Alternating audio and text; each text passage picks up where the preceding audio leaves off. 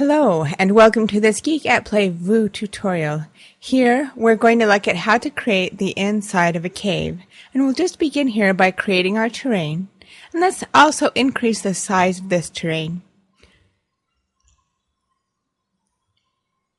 Now right click, edit object, and in this window we'll go to options, and here in the altitude distribution we'll go to edit filter. About in the middle, let's add a new key point, and then at this top, we'll drag it down, but not quite all the way. And this will give us something kind of like a pool if we were to fill it with water. So click OK. And you know what?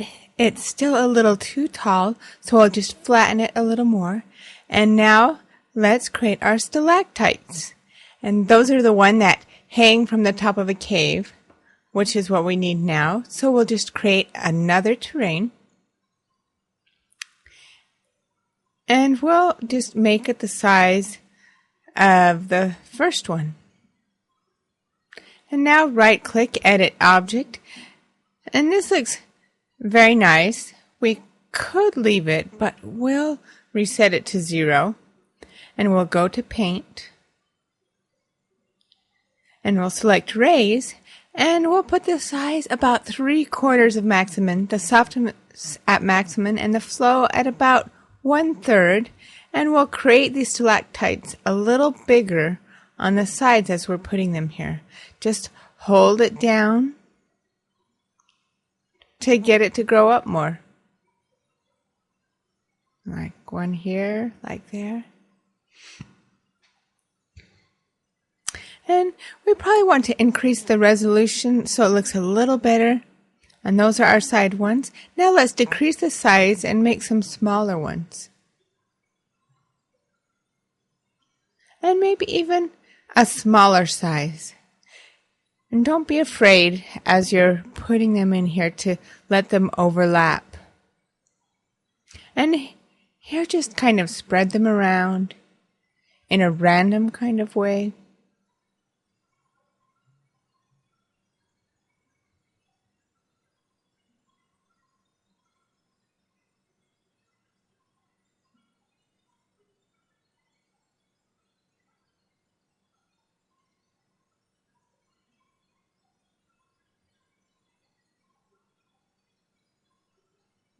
And so this is about how those stalactites will work.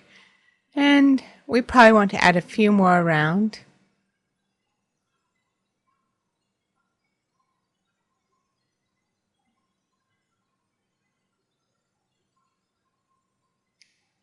So this looks about right, but maybe if just a couple more right here in the middle.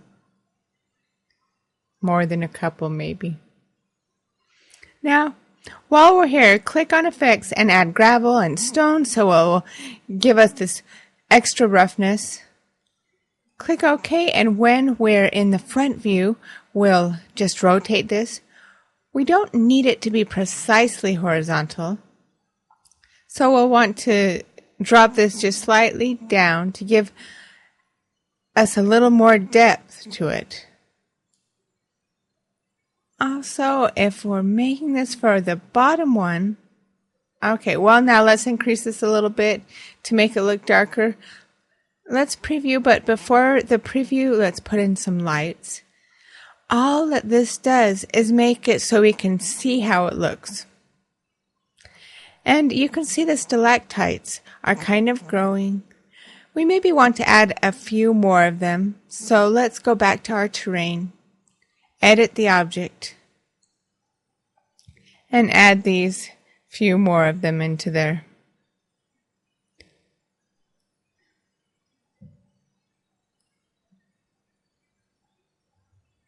So we need to make them a little taller around here.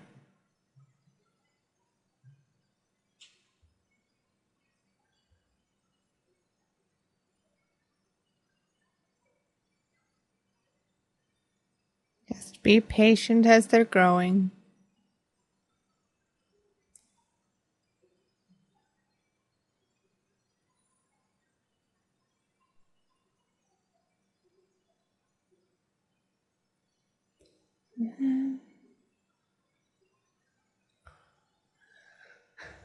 And I think this is going to look nice for us.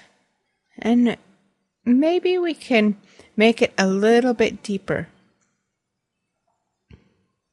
So go right there. Okay, now this does look better. It's more like the inside of a cave. And don't worry about the pillars. We'll be doing those later. One thing you notice, they're growing from the top, but they also grow from the bottom in the same place, and they go to connect with each other, the stalagmites. And we'll do those just by Control-C, Control-V, copy pasting in a new terrain. Let's move it a little down and edit object, and we have an option here that's called symmetrical. We'll enable it, and what this does is create this terrain symmetrical on the horizontal plane. So if we drop it down, and let's just adjust this slightly so they're kind of colliding with each other. And at this point we can actually have this terrain, and we can move it a little bit up so you can see now how they're touching each other, how they've grown together. And we can adjust it a little bit so this happens even more.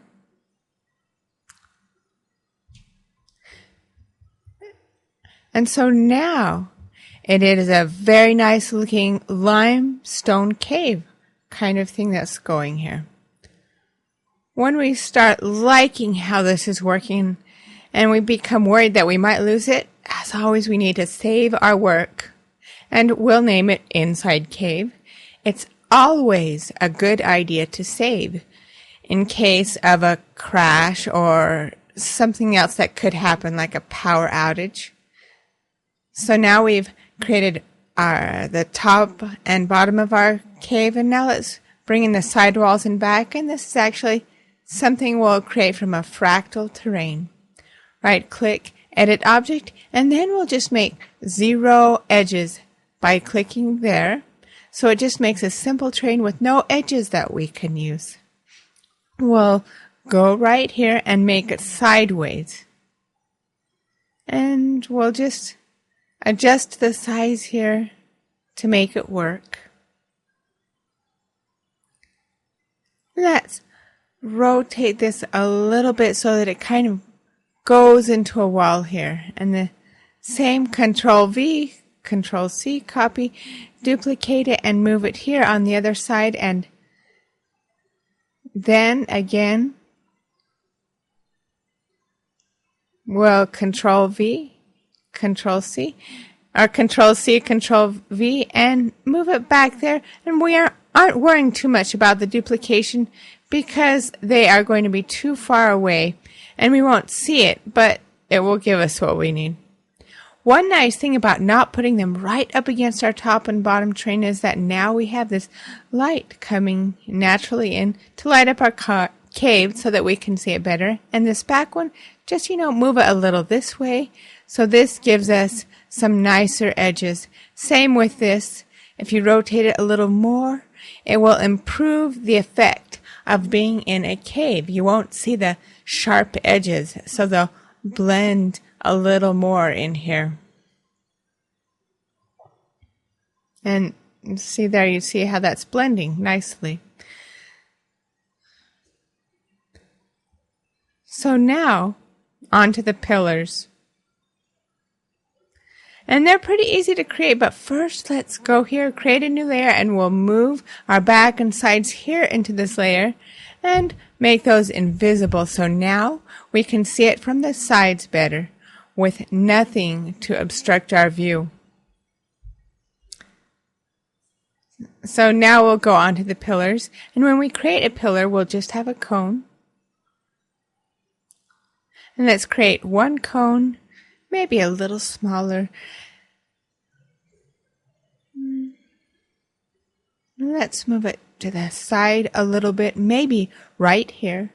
And then if you press on Alt and you move it, you can duplicate it at the same time. So we'll rotate it, and from the top, they're a little longer. So we'll drag it down here like this. It's always good if you have a reference photo to look at so you can see how they look in the real world. And you can see what they look. So we'll move it around a little bit this way, and this will be our front pillar. And let's now take it and Alt and hold down and move it so we have another one. And what we can do when we select both of them is we can go to the meta blob, and this will round them out and merge them into each other a little, and it will make them look a little bit older.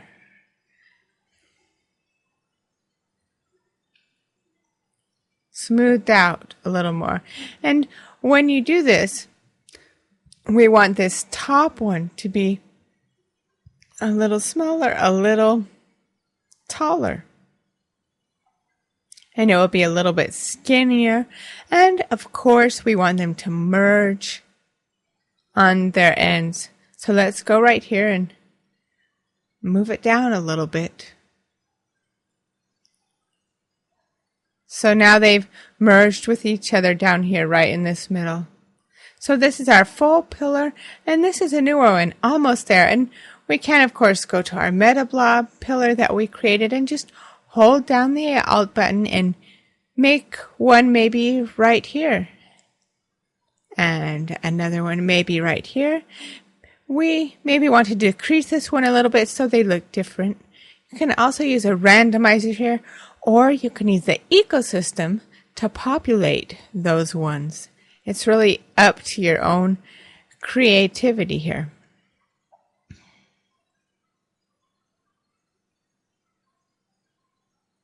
So I'll go right here and maybe we'll put one around here somewhere. Let's move it up a little bit. Take this one. Again, I'm holding down the Alt button when I'm moving. We'll put one more right here, and maybe one more.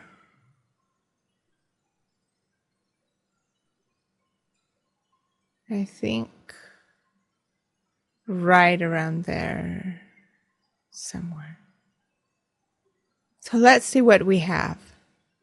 Okay, this is looking pretty interesting now. Inside the cave with these pillars and everything going around. And I think it's almost done, but let's now work on, we might want to add maybe a rock right here.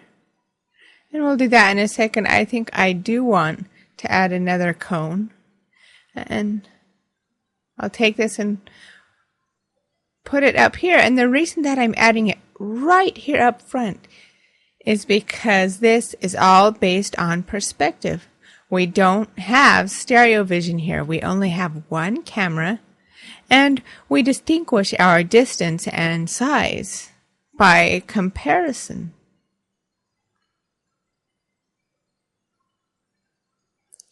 So at this point now, let's assign some materials, and let's select all of these objects except the first terrain.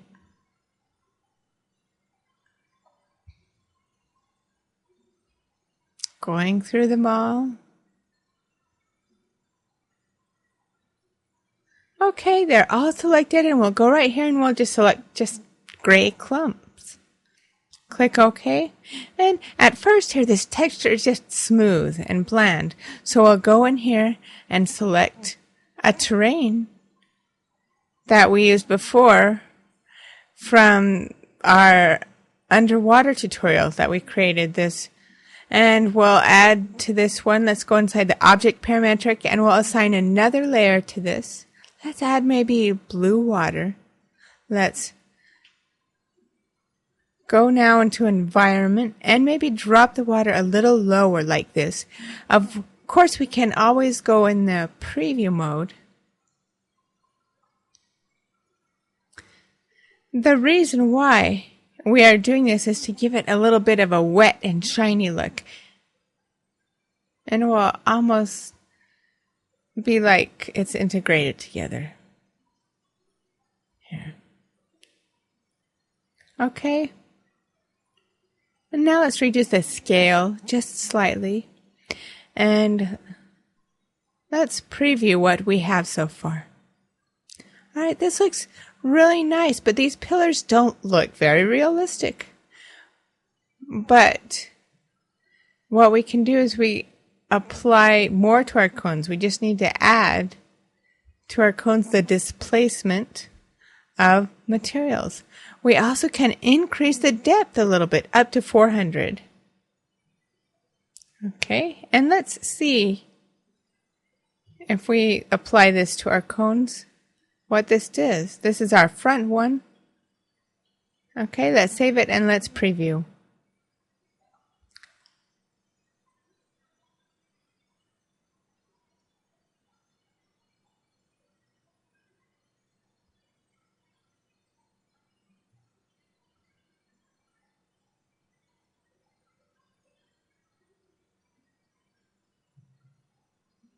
Okay, now they're looking rougher and more realistic. Our image is looking a lot like it's in a cave. We might want to move the camera a bit.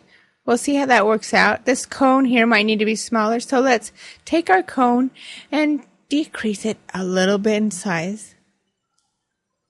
Let's also take our main camera and see what we have here. Yeah, let's move it maybe around to this position.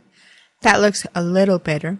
And also I have one model that I created in Poser. It's Ben. And I added some lighting to his head. So let's import it, and we'll have another tutorial about Poser and importing models in Poser.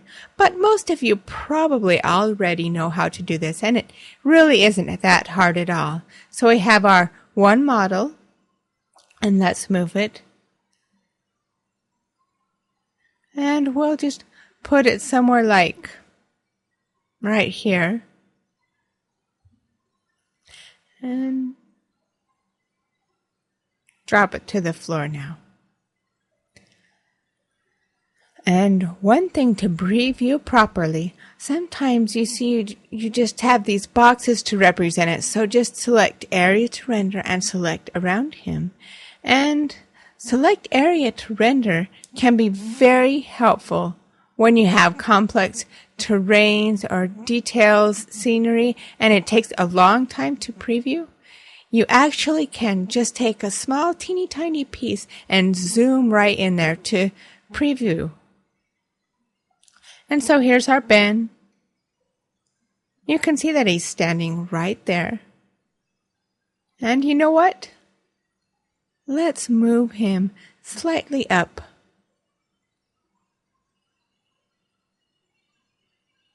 Right here. And again, it's how I say we can go up to a very high render so we can see closer. And again, because we selected an area to render, it won't be that big and it won't take that long to render. So we can concentrate more on the details and how it will look more precisely in that place.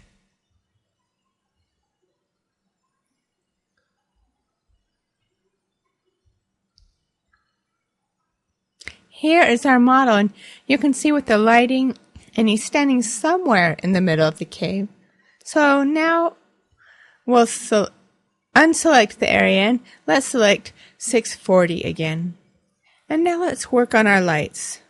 We're going into the atmosphere and atmosphere editor, and even what we have, we go all the way to ambient, and let's change our atmosphere color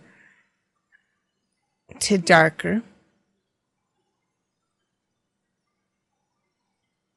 Okay. We go here, we select on this light, and let's drop this light a little bit down.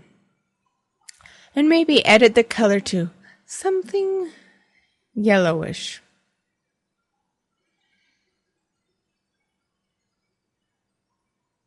Okay, let's go back in atmosphere. And you know what? Let's make the light intensity drop down on our light here. One thing also, we need to add some dimension to this. So let's go back right here and create lights. And on this light, we can actually enable volumetric. So you can see. Okay, let's go add maybe, well, and by the way, color. If you left click, you can fast select. And if you right click, you'll have a different pop-up come up. But let's go make this power about 10. And also what you want to do with this light, let's go right here, edit, not the links, but what we need to do is go to the lighting. Variable colors. Let's click and select. Let's see what we can see here. Maybe like this color. So it will have dissipation from here to there. And in this case, we can increase it a little bit.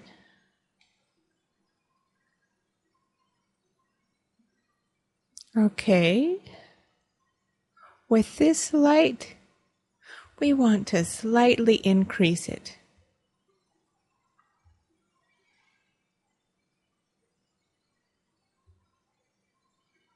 And let's go also to our boy here. We have right here a light that's in his hand. We can increase this one. Okay, save the file.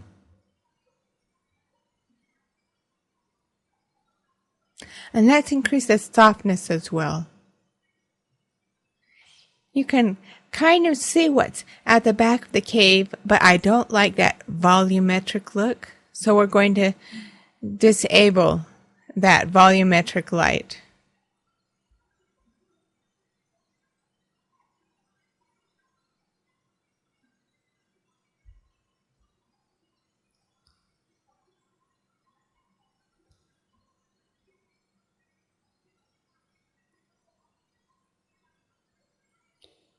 Okay, and because we did this, we probably want to increase this a little in the back. So something will be there in the distance. And let's now look at what we have. Okay, now here we have the inside of cave, and here we may want to remove this light or remove the lens flare on the bottom, and maybe decrease this light as well. Make it a little bit more ambient around here, but it already looks kind of like the inside of a cave. And we may want to add some quadratic lighting so it dissipates a little. And let's do that. Let's make this light with no lens flare. Okay, let's move a little bit up above right here, and we increase the lighting, reset the color to normal. Let's go to this front light and decrease it to 30. It needs to be actually a little less so it can be darker. Okay, atmosphere editor, and let's set on global illumination. That will actually create a darker, more interesting look. Okay, increase the lighting because we did this. And here at this point you can try one version and a second and see how it looks. Okay, let's go back to the boy with his source light, and let's increase the softness and maybe increase again the lighting just slightly. And now let's go see what we get with this and see how it looks.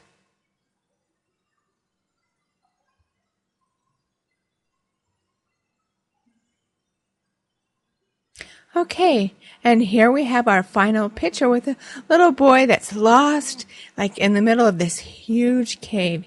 You can add more roughness to the ceiling if you want. You can add fog to look more mysterious. Just be creative and bring your own vision into it. And you know, here's this cave. There's a story here, just in what you see. A picture is worth 1,000 words. How does it feel to this lost little boy? how lost do we want to make them? So, let's go in here and add a cloud in spectral atmosphere. And we'll move it a little closer to the camera maybe. Let's slightly decrease it and move it up a little.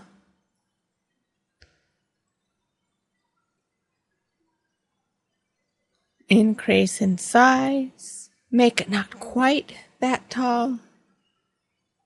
Move closer. And we're just getting it right here. So we're filling this cave up with a fog swirling about the floor of this cave. And again, we'll make it a little shorter.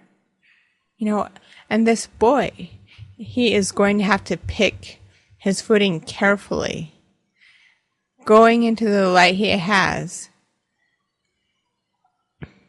We can enable the option for light effects for this boy's light so that the light will start affecting this fog. And now let's move it down even a little more, I think, and let's preview what we have.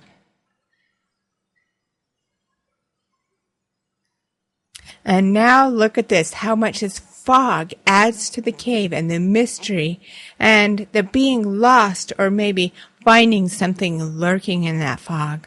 A monster, maybe? Or maybe it's some treasure. Thank you for watching this Geekatplay VU tutorial. We invite you to visit us at www.geekatplay.com or www.vututorials.com for more tutorials, resources, and your input on our forum.